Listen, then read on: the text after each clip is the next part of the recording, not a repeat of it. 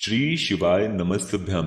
देखिए, पूज्य गुरु जी कहते हैं कि जब भी आपके जीवन में विघ्न बहुत ज्यादा हो, संकट बहुत ज्यादा हो, रोग बीमारियां आपको चारों तरफ से घेरे हुए हो, धन प्राप्ति के रास्ते नजर ना आ रहे हो, तो आपको चतुर्थी की विशेष तिथि में एक शमी पत्र शिवलिंग के ऊपर जरूर समर्पित कर देना चाहिए। पूज्य गुरु जी कहते हैं कि जो भी व्यक्ति शमी पत्र शिवलिंग के ऊपर समर्पित कर देता है और वो भी चतुर्थी की तिथि में, तो उसके जीवन में कभी भी धन की कमी नहीं होती है। उसके शरीर के सारे रोग बीमारी समाप्त हो जाते हैं, और अगर उसके जीवन में किसी भी प्रकार के संकट चल रहे हैं, समस्याएं चल रही हैं, तो वो भी महादेव की कृपा से बहुत ही जल्द समाप्त हो जाते हैं। तो चलिए जानते हैं इस विशेष उपाय के बारे में, लेकिन उससे पहले एक प्रार्थना। अगर आप चैनल पर नए हैं तो कृपया चैनल को सब्सक्राइब अवश्य कर लें। देखिए, ये वीडियो बहुत ही खास है क्योंकि हम सभी जानते हैं कि चतुर्थी की तिथि हमारे लिए बहुत ही महत्वपूर्ण होती है। चतुर्थी की तिथि भगवान गणेश को समर्पित होती है, और भगवान गणेश को विघ्नहर्ता के रूप में जाना जाता है। यानी हमारे जीवन के जो भी विघ्न हैं, जो भी संकट हैं, वे सारे हरने के लिए भगवान गणेश को सर्वप्रथम पुकारा जाता है। इसलिए इस वीडियो में हम लोग पूज्य गुरु जी द्वारा बताए गए कुछ बहुत ही खास उपायों के बारे में जानेंगे, जो आपको सिर्फ और सिर्फ चतुर्थी की तिथि में करना है। चलिए जानते हैं गुरु जी द्वारा बताए गए सबसे पहले उपाय के बारे में। ये उपाय आपके लिए खास इसलिए है क्योंकि ये एक उपाय करने से आपको धन प्राप्त भी होगा और रोग तथा बीमारियों से छुटकारा भी मिलेगा। वैसे पूज्य गुरु जी अपना जो भी उपाय बताते हैं उसमें रोग और बीमारी के लिए अलग उपाय होता है और धन प्राप्ति के लिए अलग उपाय होता है, लेकिन ये उपाय इसीलिए खास है। देखिए, इस उपाय के लिए आपको सिर्फ 9 शमी पत्र ले लेने हैं। 9 शमी पत्र लेकर आपको शिवालय पहुंच जाना है। गुरुजी ने कहा कि अगर आपके पास शमी पत्र नहीं है तो शिवलिंग के ऊपर चढ़े हुए शमी पत्र को उठाकर जल से शुद्ध करके फिर आप उनका भी इस्तेमाल कर सकते हैं। देखिए, शमी पत्र भगवान गणेश को बहुत ही प्रिय होते हैं, और चतुर्थी की तिथि में जब भी हम लोग शमी पत्र शिवलिंग के ऊपर समर्पित करते हैं तो इससे भगवान गणेश भी प्रसन्न होते हैं तथा महादेव भी हमसे बहुत ही जल्द प्रसन्न हो जाते हैं। अब ये 9 शमी पत्र लेकर आप शिवालय पहुंच जाएंगे। गुरुजी ने कहा इस उपाय को आप इस चतुर्थी की तिथि में सुबह से लेकर शाम तक किसी भी समय कर सकते हैं।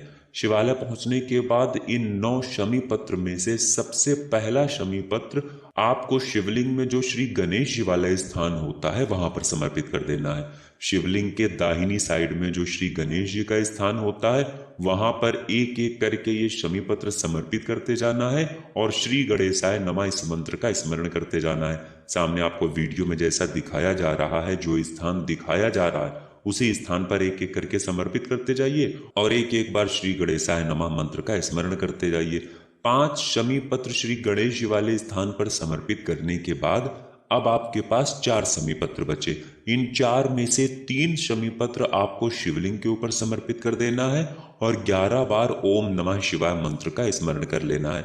कौन से मंत्र का? ओम नमः शिवाय मंत्र का। इसके बाद अब आपके पास सिर्फ और सिर्फ एक शमी पत्र बचा। इस शमी पत्र को आप शिवालय की चौखट में रखेंगे। देखिए, जब आप शिवालय में बाहर से अंदर की ओर जाते हैं तो चौखट का जो दाहिना साइड होता है, यानी आपका जो राइट हैंड वाला साइड होता है, उस साइड में आपको समर्पित करना है। और जब आप अंदर से बाहर की ओर आएंगे तो आपका उल्टा हाथ होगा, यानी आपका लेफ्ट हैंड होगा। चौखट के लेफ्ट हैंड साइड में आपको ये शमी पत्र रख देना है और साथ ही साथ एक दीपक प्रज्वलित कर देना है।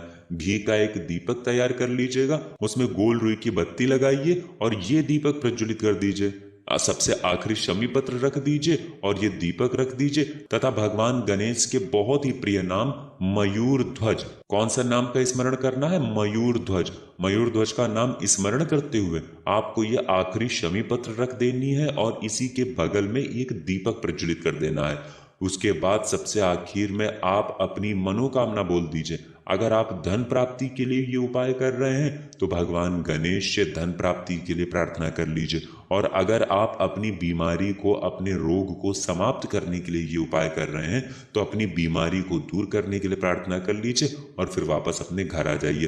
पूज्य गुरु जी ने कहा कि जो भी व्यक्ति भगवान मयूर ध्वज से इस प्रकार की प्रार्थना करते हुए ये शमी पत्र समर्पित कर देता है तो उसके ये दो कार्य, धन प्राप्ति वाला कार्य और रोग मुक्ति वाला कार्य, बहुत ही आसानी से हो जाता है। अब जानते हैं गुरुजी द्वारा बताए गए दूसरे खास उपाय के बारे में। ये उपाय उन लोगों को करना है जिनकी कोई विशेष मनोकामना है जो परिपूर्ण हो ही नहीं पा रही है। कई व्रत कर चुके हैं, कई अनुष्ठान कर चुके हैं, कई उपाय कर लिए हैं, सब कुछ करने के बावजूद भी अगर मनोकामना परिपूर्ण ना हो पाए तो आपको चतुर्थी की तिथि में यह विशेष उपाय जरूर कर लेना चाहिए। इस उपाय के लिए आपको सिर्फ एक बेलपत्र ले लेना है और साथ ही साथ एक लोटा जल ले लेना है। लोटा आप तांबे का ले लीजिएगा और इसमें जल आप अपने किचन से ले लीजिएगा। और अगर आपके पास बेलपत्र नहीं है तो शिवालय में जाकर शिवलिंग के ऊपर जो बेलपत्र चढ़ी है उसको उठाकर जल से शुद्ध करके फिर आप उसका भी इस्तेमाल कर सकते हैं। बस आपको ध्यान रखना है कि ये बेलपत्र कहीं से भी कटी फटी नहीं होनी चाहिए और बेलपत्र की डंडी के आखिर में जो डूट होती है यानी जो डंठल होता है वो भी नहीं होना चाहिए। फिर सबसे आखिर में आपको ले लेना है थोड़ा सा चंदन। चंदन आप पीला भी ले सकते हैं या फिर लाल भी ले सकते हैं या फिर सफेद भी ले सकते हैं। तीनों चंदन में से जो भी चंदन आपके पास हो उसको थोड़ा सा ले लीजिए और उसमें थोड़ा सा जल मिलाइए और इसे एक लेप की तरह तैयार कर लीजिए और ये सारी सामग्री लेकर आपको पहुंच जाना है शिवालय।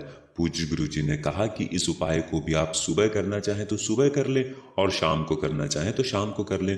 शिवालय पहुंचने के बाद सबसे पहले आप जो एक लोटा जल लेकर आए हैं उस जल को धीरे धीरे शिवलिंग के ऊपर समर्पित करते जाइए और लगातार ओम नमः शिवाय इस मंत्र का स्मरण करते जाइए। फिर आप जो बेलपत्र लेकर आए हैं उस बेलपत्र में चिकनी साइड, बेलपत्र में 3 पत्तियां होती हैं, उन तीनों पत्तियों की जो चिकनी साइड होती है उसमें आपको ये बिंदी लगा देनी है। आप जो चंदन लेकर आए हैं उस चंदन की बिंदी आपको तीनों पत्तियों में लगा देना है या फिर किन्हीं 2 पत्तियों में लगा देना है या फिर किसी भी एक पत्ती में लगा देना है। एक एक बिंदी तीनों पत्तियों में लगा दीजिए और ये बेलपत्र अपने हाथ में रखिए और विश्वकर्मेश्वर महादेव से प्रार्थना करिए। कौन से महादेव से? विश्वकर्मेश्वर महादेव से प्रार्थना करिए कि आपकी ऐसी ऐसी मनोकामना है जो कई व्रत करने के बावजूद, कई उपाय करने के बावजूद परिपूर्ण नहीं हो पा रही है। आपकी मनोकामना चाहे रुपए पैसों से संबंधित हो, चाहे व्यापार से संबंधित हो, चाहे किसी के विवाह से संबंधित हो या फिर जमीन जायदाद से संबंधित हो या किसी भी प्रकार की मनोकामना हो जो परिपूर्ण नहीं हो पा रही है, तो उसको परिपूर्ण करने के लिए विश्वकर्मेश्वर महादेव से प्रार्थना कर लीजिए और फिर ये एक बेलपत्र आप शिवलिंग के ऊपर समर्पित कर दीजिए।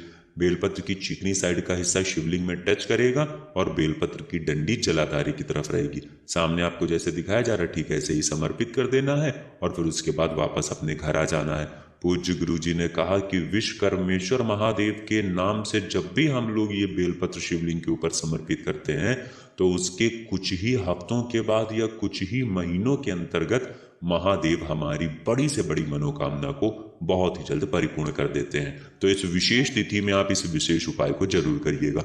अब जानते हैं गुरु जी द्वारा बताए गए सबसे आखिरी उपाय के बारे में, और ये उपाय आपके जीवन के संकटों को, समस्याओं को, विघ्नों को समाप्त करने के लिए है। इस उपाय के लिए आपको 7 लौंग ले लेनी है। 7 लौंग आप फूल वाली लेंगे। लौंग खंडित नहीं होनी चाहिए, टूटी नहीं होनी चाहिए, लौंग पूर्ण होनी चाहिए। फिर इसी के साथ आपको 1 चुटकी काले तिल ले लेने हैं और 1 चुटकी काली मिर्च ले लेनी है। देखिए, 1 चुटकी में जितनी भी काली मिर्च आ जाए या फिर 1 चुटकी में जितने भी काले तिल आ जाए वो आपको ले लेना है और ये तीनों सामग्री लेकर आपको शिवालय पहुंच जाना है। देखिए, ना ही आपको 1 लोटा जल लेना है और ना ही कुछ लेना है। अगर आप अपनी रोज की कोई पूजा करते हैं तो उस पूजा को जब आप कर लें तब आप इस उपाय को करिएगा। इस उपाय को भी आप सुबह करना चाहें तो सुबह कर लें और शाम को करना चाहें तो शाम को कर लें। शिवालय पहुंचने के बाद जो शिवालय की चौखट होती है उस चौखट में आपको ये सारी सामग्री समर्पित कर देनी है। देखिए, चौखट के बाईं साइड भी आप समर्पित कर सकते हैं या फिर दाहिनी साइड भी समर्पित कर सकते हैं।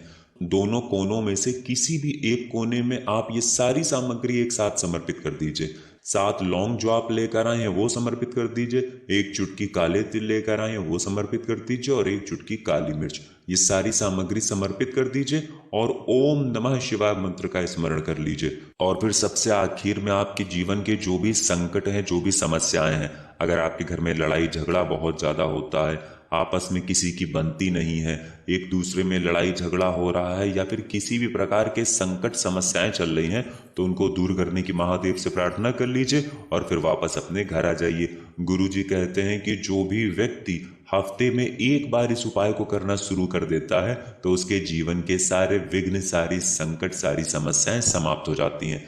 ये उपाय आप पूरे हफ्ते में किसी भी एक दिन कर सकते हैं। हफ्ते में एक दिन इस उपाय को करना आप शुरू करिए और कुछ हफ्ते लगातार करिए। आप स्वयं देखेंगे कि आपके जीवन के सारे संकट महादेव की कृपा से समाप्त होना शुरू हो गए हैं। तो दोस्तों, ये थे पूज्य गुरुजी द्वारा बताए गए कुछ बहुत ही खास उपाय। अगर आपको जानकारी अच्छी लगी हो तो वीडियो लाइक करिएगा। मिलते हैं फिर एक नए वीडियो के साथ। श्री शिवाय नमस्तुभ्यम।